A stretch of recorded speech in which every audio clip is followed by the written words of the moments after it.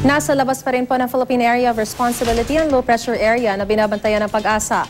Ayon sa ahensya, nasa layong 630 kilometro sa timog silangan ng General Santos City ang LPA. Maliit daw ang posibilidad na maging bagyo ito. Pero sa ngayon, nakakaapekto na raw ito sa Visayas at Mindanao. Base sa rainfall forecast map ng Weather Central, asahan ng uulan ng mahina hanggang katamtaman doon. Kaya po sa mga makikisaya sa Dinagyang Festival sa Iloilo City ngayong araw, magdala na po ng payong. Sa datos kasi ng Weather Central, mataas ang posibilidad na magkaroon ng pag-ulan dyan ngayong hapon. Bukas naman, mababa ang tsansang umulan sa umaga kung kailan gaganapin ang Dinagyang Ati Contest. Pero pagsapit ng hapon hanggang papagabi, asahang uulan muli. Ang Luzon naman, apektado pa rin po ng hanging amihan ayon sa Pag-asa. Base sa datos ng Weather Central, maaaring magkaroon ng kalat-kalat na mahinang pag-ulan.